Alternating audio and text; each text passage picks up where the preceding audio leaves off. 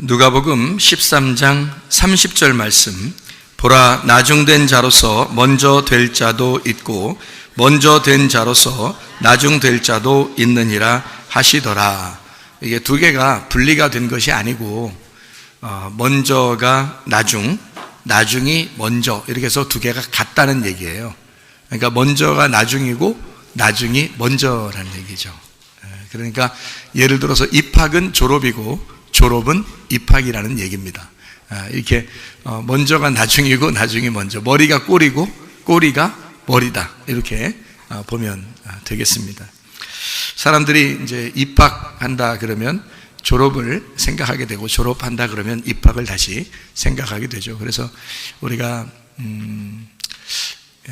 인간적인 또는 세상적인 육체적인 그런 삶의 졸업을 하게 된다면 영적인 삶의 시작을 우리가 다시 가져와야 된다는 그런 이야기를 우리가 같이 나누어 본 적이 있습니다. 여기 우리가 같이 오늘 말씀을 같이 나누면서 오늘은 참 특별한 날이고 또 이렇게 말씀을 그렇게 나누게 된 그런 날인데요. 오늘 우리 학생 큰아빠가 여기 왔었어요. 아침 예배 때 와가지고 목사님 이 예배 드리는 게, 감사 예배 드리는 게 이건 뭐 감동이에요. 감격입니다. 이런 거 처음 봤어요. 이런 얘기를 해요. 우리 자주 하잖아요, 이거. 아니, 처음 봤어요. 이런 게, 이해가 안 될 정도로 이게 이런 게 있나 하고, 그래서 너무 감동적이라 자기가, 진짜 장로님이시거든요. 다른 교회 장로님이신데, 근데 이걸 보면서 자기는 뭐 정말 놀랬다 그러더라고요. 그렇게 얘기하면서, 참, 말씀도 그렇고, 또 이게 순서도 그렇고, 모든 게 너무너무 감격스럽다 얘기를 하더라고요. 지난번에, 장례식을 우리가 한번 치른 적이 있잖아요. 그때 이제 자기가 보면서, 좀 이상하다. 다른 데하고 좀 틀리다. 이 사람들이, 이렇게 뭐 장례식을 이렇게 치르고 또 이렇게 대해주고, 이렇게 상대하는 게 좀 다르구나라는 것을 느꼈대요, 그때. 좀 뭔가 다르다, 이 사람들이. 그걸 느꼈다 그래요. 근데 오늘 와서 보니까 이해가 된대요. 오늘 와서 보니까. 왜 이렇게 가족처럼 자기들이 식구들처럼 그렇게 똑같이 식구와 같이 그 식구 이상으로 챙기고 그렇게 돌봐주고 하는, 왜 그렇게 됐는지 오늘 와서 보니까 이해가 되더래요. 사실 저 입장에서도 우리 교회를 그냥 이렇게 그냥 대충 교회만 이렇게 한다 그러면 목사하고 성도 간의 어떤 관계가요, 크게 이렇게 관계하지 못합니다. 교회들에서도요. 그냥 자기가 필요해서 교회 다니는 거고, 또 목사는 성도들이 필요에 의해서 목사를 세우고, 또 목사는 또 설교하면 자기의 소임을 다 하는 것이고, 그래서 그런 관계가 되다 보니까 교회들이 어떤 가족이다, 식구다, 어떤 이런 개념이 많지 않잖아요. 그런데 성경에서는 분명히 교회의 모습이 어떻다고 그래요. 사도행전 2장의 오순절날 성령 충만받은 사람들이, 그날 교회가 만들어져서 그 사람들은 자기가 욕심을 서로 부리지 아니하고 서로 가족처럼 그들이 함께 모이고 말씀으로 교제하고 그런 이제 사람들이 되었다. 근데 그들이 날마다 그렇게 하였더라라고 성경에 나와 있거든요. 그런데 그 장로님도 교회 생활을 어릴 때부터 오랫동안 해오시던 분이란 말이에요. 근데 그게 진짜 교회의 모습이라는 것을 자기도 알면서 그렇게 하는 교회가 어디 있냐 이거예요. 그렇게 하는 교회가. 그 쉽지 않은 거거든요. 왜? 자기 생활들 다 각자 하다 보니까. 자기 나름대로는 신앙생활을 잘 한다고 생각하고 이제까지 해왔는데 굉장히 열심입니다, 그분이요. 그 교회에서 기둥 같으신 분인데, 이분이요. 지난번에 한번 이렇게 몇 년 전에 한번 만나고 이제 장례식 때 만나고 또 오늘 만난 거예요. 저도 3번 딱 봤는데요. 근데 처음에 한번 만날 때는 그때 이제 그 자녀들을 우리 학교에 보내고 싶어서 그랬었어요. 근데 그때 학생들이 없었잖아요. 근데 학교가 생기면 우리 자녀들 좀 맡아주세요 하고 그렇게 부탁했던 적이 한 번 있었어요. 근데 여차여차 하다가 이제 거리도 멀고 하니까 얘기도 못하고 하다가 못 보낸 거예요. 그리고 이제 자기 조카가 여기 학교를 다닌 거죠. 그리고서 지금에 와서 이렇게 딱 뚜껑을 열어보니까 자기 자녀들하고 이 조카하고 비교가 되는 거예요. 왜냐하면 요즘 학생들은 핸드폰 때문에 정신없거든요. 어디도 마찬가지예요. 교회 다니는 학생들도 다 마찬가지예요. 핸드폰 때문에 정신이 없어요. 부모들하고. 그러니까 거의 관계를 못하고 있는 그런 사람들이 얼마나 많은지 몰라요. 교회 생활도 아버지가 뭐 장로님이니까 열심히 그냥 뭐 교회를 섬기니까 그분은 옛날 어릴 때 신앙생활에 저도 옛날 어릴 때 그때는 뭐 생각해서 요즘에 핸드폰 있지 옛날에 핸드폰 없었잖아요. 핸드폰 없는 시절이니까 교회가 더 재밌었다고요. 날마다 교회에 있었다고요. 그러니까 교회 생활이 훨씬 더 즐거웠던 사람들이라 나중에 이제 이게 습관이 돼서 나중에 핸드폰 같은 게 생겨도 교회 생활은 여전히 옛날 어릴 때 신앙생활 가진 사람들은 지금도 그렇게 하거든요. 그런데요, 요즘 아이들은 그렇지 않아요. 핸드폰하고 이미 너무 친해놨어요. 부모보다도 다른 것보다도 훨씬 핸드폰이 더 친해요. 요즘 애들은요. 그러니까 이게 잘 안 되잖아요. 자기 자녀라도 자기가 장로님이라고 해도 자녀들이 그렇게 되지 않거든요. 근데 그렇게 이제 자기 자녀하고 여기 조카하고 딱 이제 비교를 한 거예요. 비교해 보니까 이게 왜 이 조카하고 그 장례식 때도 왜 그런 식으로 이 교회 식구들이 그렇게 해주었는지, 여기 있는 학생들하고 선생님들하고 여기 성도들이 어떻게 왜 그렇게 해줬는지 오늘 와서 보니까 직접 보니까 이해가 되더래요. 그게. 그러니까 교회 모습이라는 게 우리가 얼핏 생각하면 그냥 교회 한번 내가 가주는 예배 한번 드려주는 그것으로 끝나는 교회가 대부분이죠. 근데 사실 성경의 교회는 그렇지 않았죠. 성경의 교회는 가족처럼 서로 사랑하는 교회였죠. 그렇지 않습니까? 근데 그게 뭘로 이루어지느냐면요, 기숙사 생활로 이루어지는 겁니다. 그게요. 그러니까 기숙사 생활을 하면 제가 일주일 내내 같이 있어야 돼요. 일주일 내내. 그러니까 일주일 내내 같이 있는 얘기도 같이 해야 되죠. 먹는 것도 같이 먹어야 되죠. 잠만 따로 자고 나머지는 계속 같이 있어야 돼요. 그러니까 내 아들 같고 내 딸이 같고 또 학생들은 또 아버지 같고 또 우리 이제 사모님은 또 엄마 같고 그런 느낌이 드는 거예요. 아이들이 그렇게 살다 보니까, 그러니까 이 아이들이 내 자식 같으니까 어떻게 해요? 무슨 어려운 일 당하면 끝까지 책임지려고 하는 거예요. 그러니까 그게 진짜 교회 모습 아닙니까? 여러분 잘 생각해 봐요. 교회 모습에 여러분이 생각하는 교회는 뭡니까? 여러분이 필요해서 그냥 교회 한번 다녀주는, 그거를 교회 생활이라고 한다면 여러분 정말 착각한 거예요. 성경에서 예수님이 교회를 자기 몸이라고 그러고 교회가 예수님의 비밀이라고 그럽니다. 근데 그 비밀을 경험한 사람이 있고 비밀을 경험하지 못하는 사람이 많잖아요. 근데 대부분이 교회는 예수님의 비밀이라고 하는데 비밀을 경험을 못하는 거예요.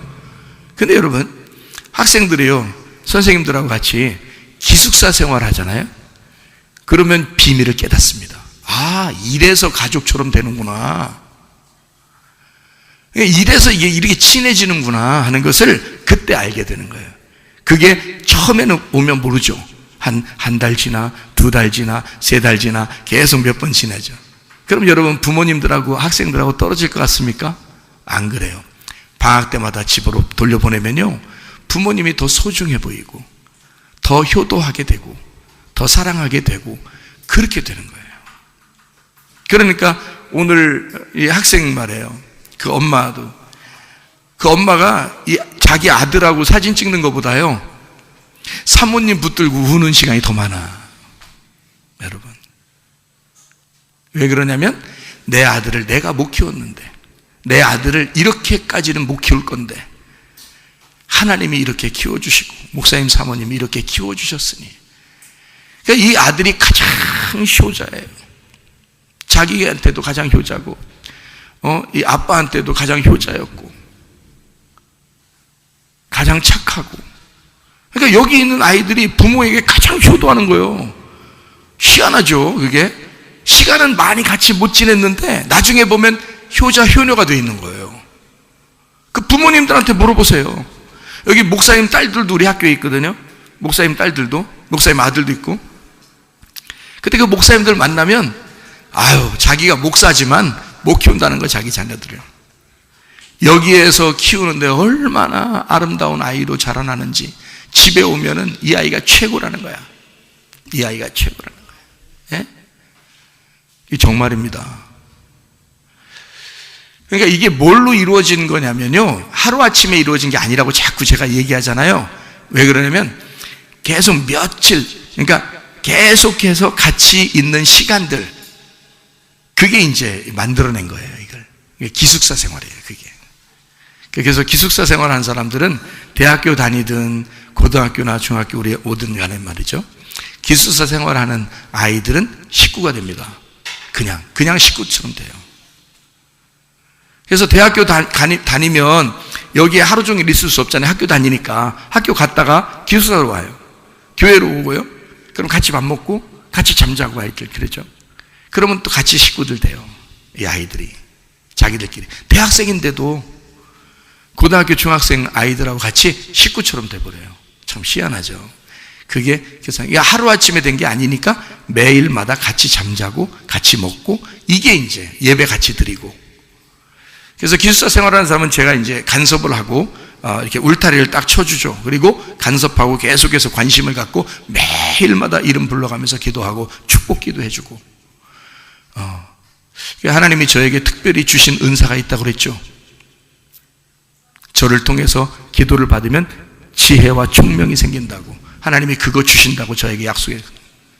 그래서 저는 아이들한테 늘 기도해 줍니다.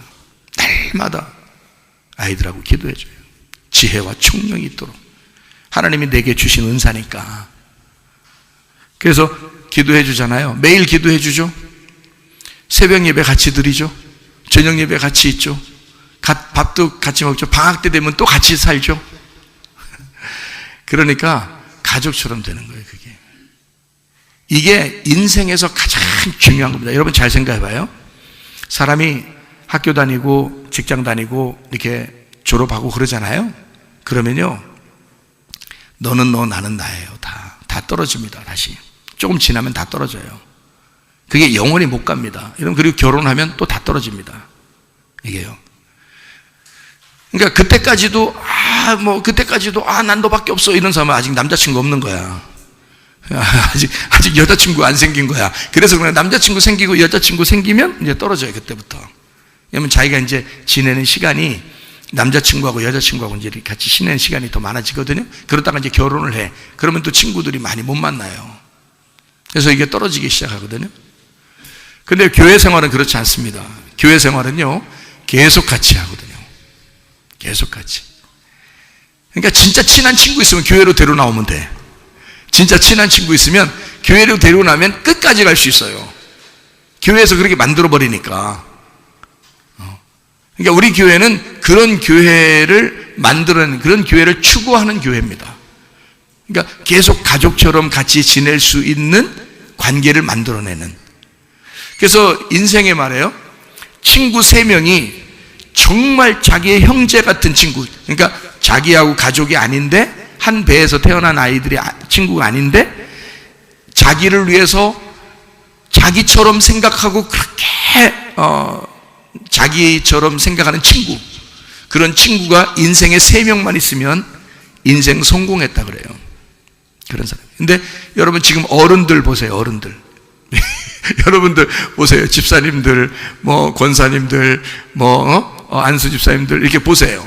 어떤가? 그런 친구가 3명쯤은 있는가? 한번 생각해 보세요. 그거 쉽지 않습니다.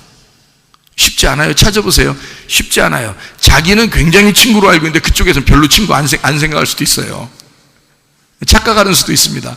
어쨌든 그렇게 목숨 걸고 자기 생명처럼 생각하는 친구가 3명 이상 된다는 건 이거는 보통 문제가 아니거든요. 인생 성공입니다. 그건 인생 성공했다 그래요. 인생 성공한 사람만 그렇다는 거예요. 그러니까 돈을 성공했다는 뜻이 아니잖아요. 인생 자체를 성공한 거 아닙니까? 그죠?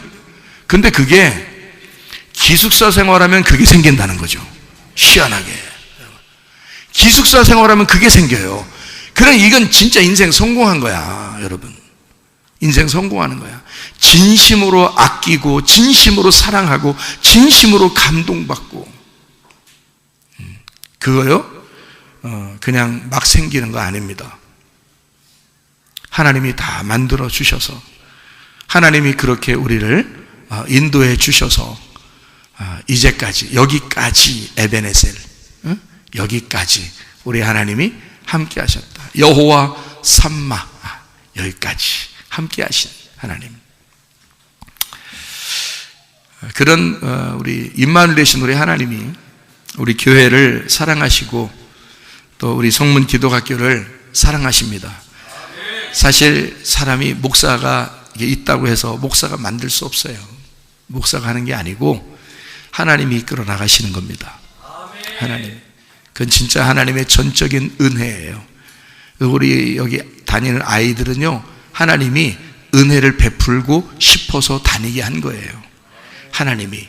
뭐 수많은 사람이 있잖아요. 근데 그냥 다른 데도 이렇게 보면요, 진짜 주님에게 매달려서 우리 아이들이, 학생들이요, 진짜 주님께 매달려서 나 주님과 관계를 다른 사람 간섭하는 거 없이 자기 혼자 스스로 나 정말 주를 위해서, 말씀을 위해서, 교회를 위해서 내가 한평생 이렇게 살아야 되겠다라고 생각하는 그 자발적으로 그것이 생겨나는 학생들이 몇 명 되겠어요, 여러분? 중학교, 고등학교 졸업해서 그런 사람들이 몇 명 되겠어요? 그거 많지 않습니다. 옛날 같지 않아요, 지금은. 지금은 다 핸드폰 때문에요, 문제가 커요. 점점 더 커지고요, 앞으로. 그러니까 앞으로 여러분, 진심으로 사랑하는 교회가 되기를 바라고요. 진심으로, 보면 알지 않습니까? 열매를 보면 알잖아요. 진심으로 사랑하는 그런 학교가 되기를 바랍니다. 여러분도 그런 마음을 가지시고 이렇게 기도해 주시기를 바랍니다.